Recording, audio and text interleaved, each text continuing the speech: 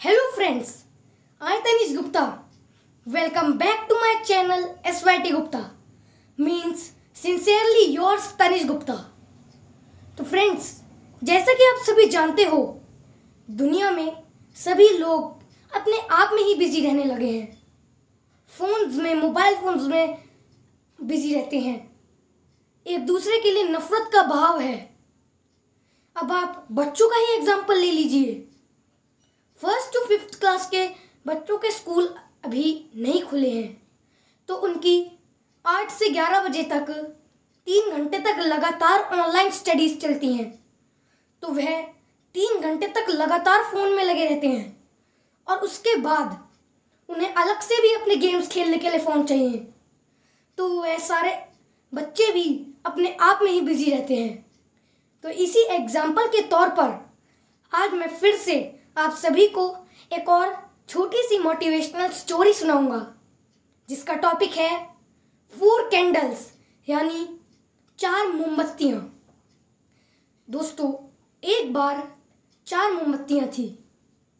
रात का समय था, चारों ओर अंधेरा ही अंधेरा छाया हुआ था। केवल एक ही कमरे में रोशनी थी, जिसमें वह 4 मोमबत्तियां जल रही थी। तो चारों मोमबत्तियों को अकेला देख वे चारों आपस में बातें करने लगी। पहली मोमबत्ती बोली, मैं शांति हूँ, और अगर मैं इस दुनिया की तरफ देखती हूँ तो मैं बहुत दुखी होती हूँ, क्योंकि हर तरफ शोर शराबा, लूट खसोट और हिंसा का बोलबाला है। अब ये जगह मेरे रहने के लायक नहीं है, मैं यहाँ से जा रही हूँ। इतना कहते ही पहली मोमबत्ती बुझ गई। पहली मोमबत्ती को बुझता हुआ देख दूसरी मोमबत्ती दुखी होकर बोलती है कि मैं विश्वास हूं, और अब झूठ, धोखा, फरेब, बेईमानी मेरे वजूद को खत्म करते जा रहे हैं, और यह जगह अब मेरे रहने के लायक नहीं है, मैं भी यहां से जा रही हूं।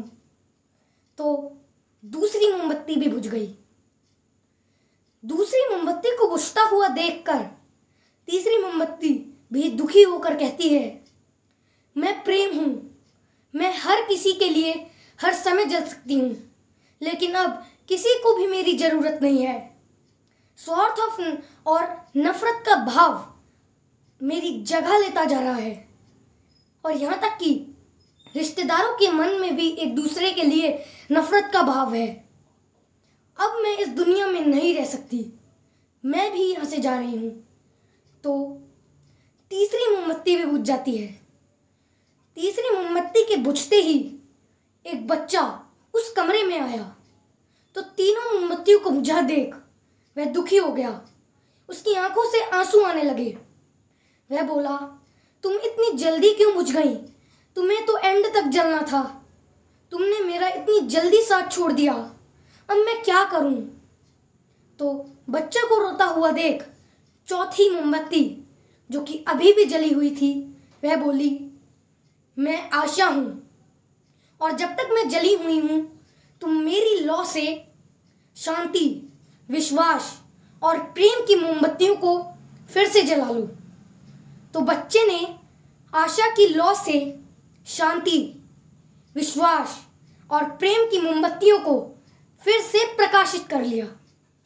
तो दोस्तों, हमें इस कहानी से यही महत्वपूर्ण सीखने को मिलता है कि जीवन में समय एक सा नहीं रहता, कभी अंधकार तो कभी उजाला। जब जीवन में अंधेरा हो जाए, मन अशांत हो जाए, विश्वास डगमगाने लगे, तो आशा का दीपक जला लेना। जब तक आशा का दीपक जल रहा है, आपके जीवन में कभी भी अंधकार नहीं हो सकता। तो दोस्तों, अगर आपको मेरी आज के वाली वीडियो अच्छी लगी तो इसे लाइक, शेयर और कमेंट कर दो। और जिन्होंने भी मेरे चैनल SYT गुप्ता को अभी तक सब्सक्राइब नहीं किया है, प्लीज़ सब्सक्राइब भी कर दो और बेल आइकन को भी दबा दो। धन्यवाद।